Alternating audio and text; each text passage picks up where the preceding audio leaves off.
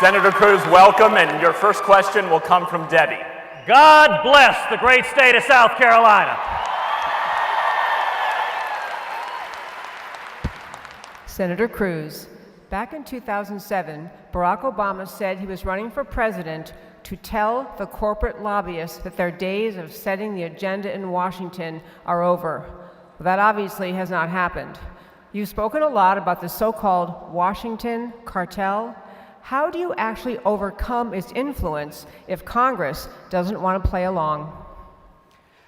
Well, that's a great question. You know, if you look at the Washington cartel, that's the term I use for career politicians in both parties that get in bed with the lobbyists and special interests and grow and grow and grow government.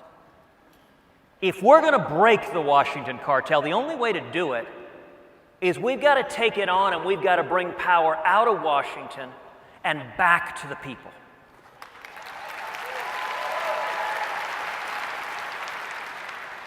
And I'll say two things in regard to that. Number one, we've done it before. When was the last time we beat the Washington cartel? And I'll submit it was 1980, the Reagan Revolution. Now, the Washington cartel despised Ronald Reagan. And you look at what happened in the late 70s all across this country. Men and women came together from the grassroots. Many of the men and women here in this stadium rose up like a tidal wave and turned this country around. What my campaign is working to do is the same thing. Build a grassroots army here in South Carolina and across the country to take power out of Washington and bring it back to we the people.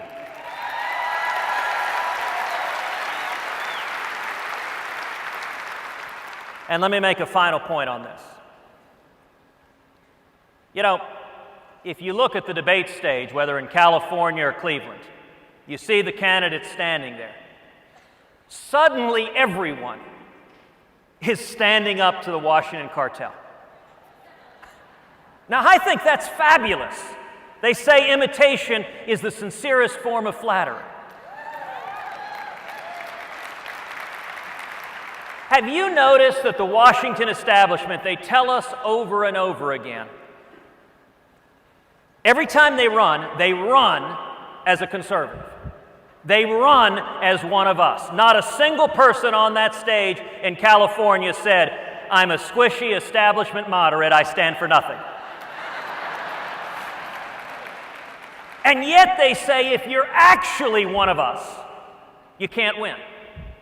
They're convinced every person in this stadium is unelectable. If you're really a conservative, if you'll really stand up to Washington, you're unelectable. With a test I think we ought to apply to each of those men and women standing on the stages. That's great. You're adopting rhetoric today against Washington. If you want to be an outsider, fabulous.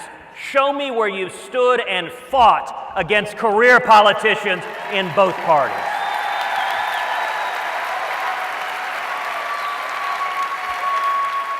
Senator Cruz, in order to get things done, an effective president needs to have good relationships with Congress. Some reportedly say you don't have good relationships with members either of your party or the Democrat Party in Congress. What do you say to people who don't think a President Cruz can be effective given the atmosphere between you and your fellow senators? Well, Michael, listen, I will agree with you. If you're looking for someone to go along to get along, if you think Washington is doing great, we need to keep going in the same direction, just kind of fiddle around the edges, then I ain't your guy.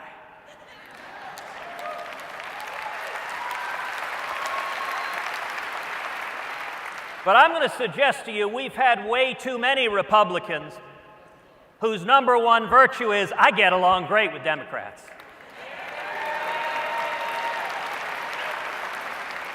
Right now, Republican leadership in Washington seems to be competing for who can surrender faster and more ostentatiously to Barack Obama.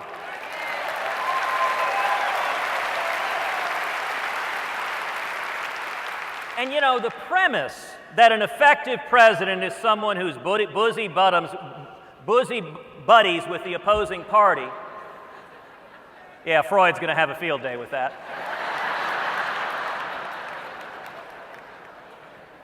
I would take a minute and assess the presidency of Barack Obama.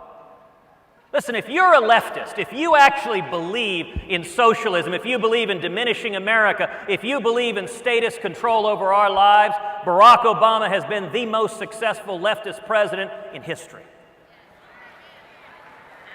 And last I checked, Barack Obama doesn't spend a whole lot of time spooning with congressional Republicans. If we're going to turn this around, we can't nominate or elect a Republican president who will simply manage the decline of this country.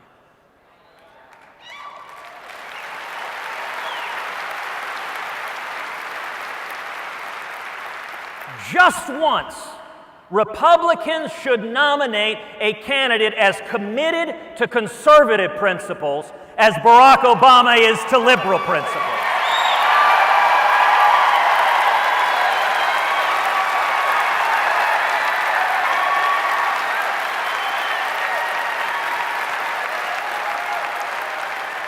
Senator Cruz, several of the other campaigns have released very detailed health care plans about what to do after Obamacare is repealed. Some of them have a tax credit to help people buy health insurance. Some of them use a standard deduction. On a policy area as complicated as health care, the details matter. What are the details of your replacement for Obamacare? Let's talk about it in two pieces, replacement for Obamacare. I want to talk first about getting rid of Obamacare and then its replacement. Now, why do I start with getting rid of Obamacare? Look,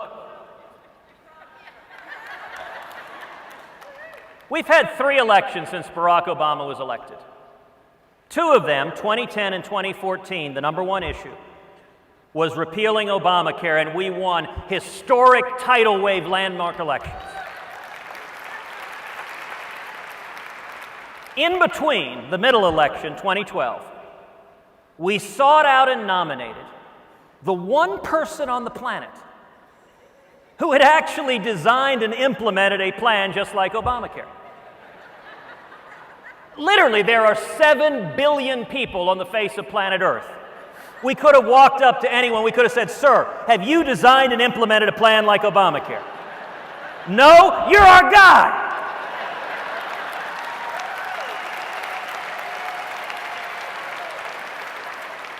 And in 2012, we got clobbered. Now, what's happening in 2016? You know, if you look at that stage in California, those 11 candidates there, most of them never utter the words Obamacare. I promise you, if you do not campaign on repealing Obamacare, you ain't gonna repeal Obamacare.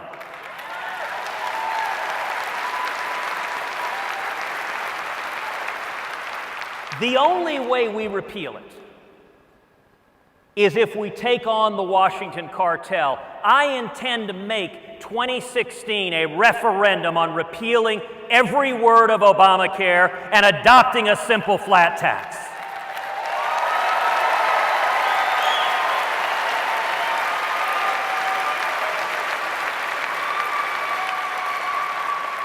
And that's how you break the Washington cartel. It's how you repeal Obamacare, is you come out of 2016 with a mandate from the people.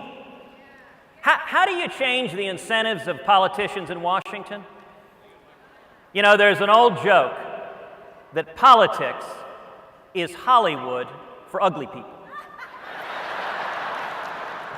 My wife says I resemble that remark. The way you break the cartel is you make it politically more risky for elected politicians to do the wrong thing than it is to do the right thing. We make this election a referendum. Senator Cruz, can we talk about the details of your I don't want to miss your question, Michael, so let me get to that. But it's important to start with that predicate because most of the other candidates aren't willing to fight the fight to repeal Obamacare. Now, once we repeal it, we absolutely need common sense health care reform. It needs to expand competition, it needs to empower patients, and it needs to disempower government bureaucrats from getting in between us and our doctors. And let me give 3 specific policy proposals that reflect those principles. Number one, we need to allow people to purchase health insurance across state lines.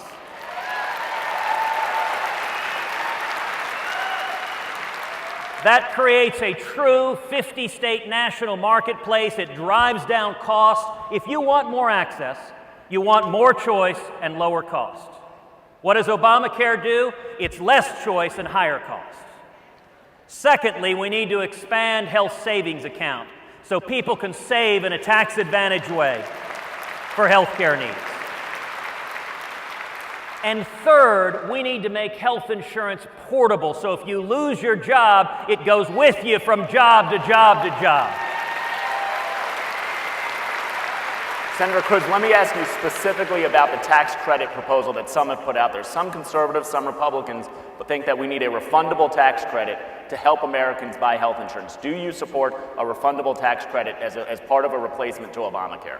Michael, as you know, there have been a lot of ideas put forth by think tanks, by various thinkers in terms of replacements and tax credits. I'm open to considering using the tax code as long as it's consistent with those principles that I laid out, empowering patients. I want the person picking your doctor to be you and not a government bureaucrat. Senator Cruz, on Wednesday night you said that you regretted your support of John Roberts' confirmation to the Supreme Court. We all know it can be difficult to identify and appoint judges to that court, and so one of your proposals is to have judicial retention elections as a check on those permanent appointments. Wouldn't an idea like this politicize the judiciary? Wouldn't it make them unlikely to go against majoritarian impulses? Oh, listen, I wish it were the case that we didn't need fundamental reform of the court. If the justices were doing their jobs, if they were following the law, you wouldn't need fundamental reform, something like judicial reelection.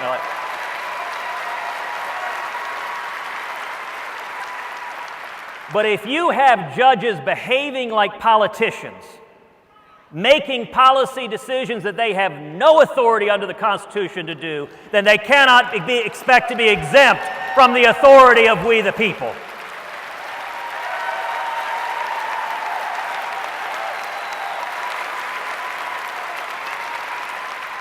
And Michael, let me expand on this point as well, because this is a great illustration. Think about the debate this week in California. If you asked all 11 candidates, what kind of judges will you appoint to the court? Every one of them would stand up and say, I will appoint strict constructionists who won't legislate from the bench. They'll say that word for word. Those are the talking points every one of their campaigns has given them. Every Republican has said that for 40 years. Let's look at the record. You know, Democrats have batted almost 1,000 when it comes to Supreme Court nominees. Every Supreme Court nominee they put forward votes like a radical leftist nutcase.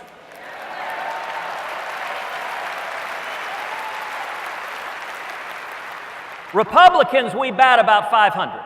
About half of Republican Supreme Court justices actually honor their oaths and defend the Constitution. The other half are screaming train wreck disasters. Earl Warren was a Republican nominee. Bill Brennan was a Republican nominee. John Paul Stevens, David Souter, Harry Blackmun, who authored Roe versus Wade, was a Republican nominee. If you remember the old Pogo cartoon, we have met the enemy, and they is us. It's important to understand how that happens. I mentioned in the debate 2 moments in time that were particularly important. Number one, in 1990, George Herbert Walker Bush had in one room David Souter, and in another room, Edith Jones, the rock-ribbed conservative on the Fifth Circuit Court of Appeals. George Herbert Walker Bush picked David Souter. Fast forward 15 years to 2005, George W. Bush had in one room John Roberts. And in another room, my former boss, Mike Ludig, the rock-ribbed conservative on the Fourth Circuit Court of Appeals, a man who was Justice Scalia's very first law clerk. George W. Bush picked John Roberts. Now, it's worth understanding why they did it. It's not that they were secretly desiring, I want some big government liberal. It's that both David Souter and John Roberts, they didn't have a paper trail. They'd lived their whole lives. They've never written or said anything to prove they were a conservative. And both President Bushes said, gosh, if we nominate a conservative, we'll have a fight. The Democrats will oppose us, the media will criticize us, and Republicans will get nervous. So let's nominate someone who's never said or done anything to prove they're a conservative. Every time we do that, we get burned.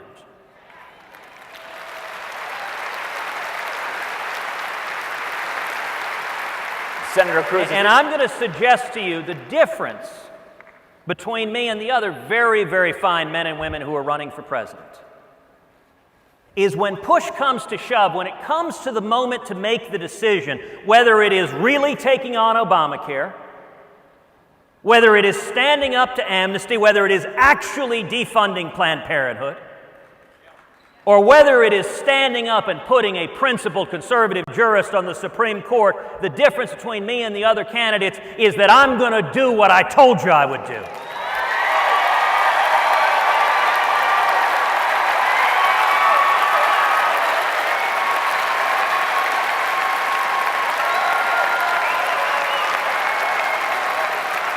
Senator Cruz, would it be fair to characterize your position then that because the left has politicized the American judiciary, we should respond in kind? And isn't that throwing in the towel on a pretty important part of the constitutional separation of powers in this country?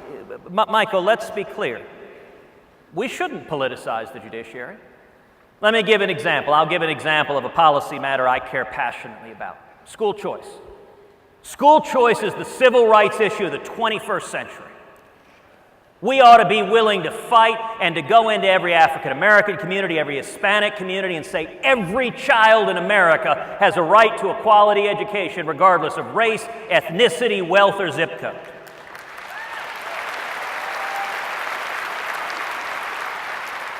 Now, Michael, I've fought for that as a United States Senator. If I'm president, we have never seen a president fight for school choice the way that I will. But let me be perfectly clear. No Supreme Court should issue a ruling demanding school choice in every school in America. I agree with that policy position, but the place to advance that policy position is in the elected legislatures that are accountable to the people. No, our judges shouldn't be political. They should follow the Constitution. Senator Cruz, I'm pleased to bring Governor Haley back onto the stage. Thank you. Welcome, Senator Cruz, back to South Carolina. We welcome you. It's a great day to be in South Carolina. It is a great day in South Carolina. Well, I know we've had lots of fun things to talk about, but I want to go back to the fact that your family immigrated from Cuba. Mm-hmm. And this president has dramatically changed the relationship that the United States has with Cuba. What would that relationship look like under a President Cruz? Well, Governor, you're right, and what Obama has done with Cuba is actually consistent with what he's done with respect to enemies of the United States across this country. For 6.5 years, we've abandoned and alienated our friends and allies. Whether it was the United Kingdom by sending Churchill's bust back right when Obama got elected, or whether it is Israel, with this administration being the most anti-Israel administration in the history of this country.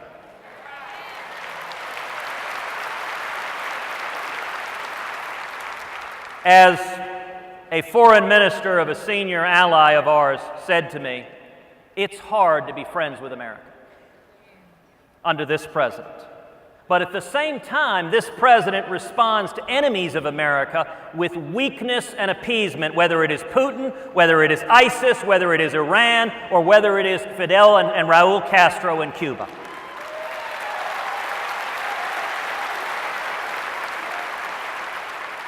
What Obama's Cuba deal does is sends billions of dollars to two communist dictators that are oppressing their citizens, that are exporting terrorism across Latin America, and that are 90 miles off the coast of America. If I'm elected president, on the day I'm sworn into office, every two-bit dictator across the globe will know that the days of apologizing for America, the days of bowing and scraping to dictators,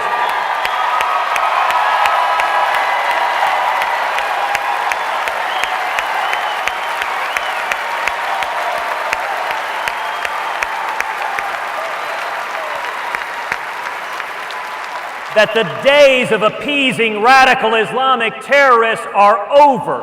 it is worth remembering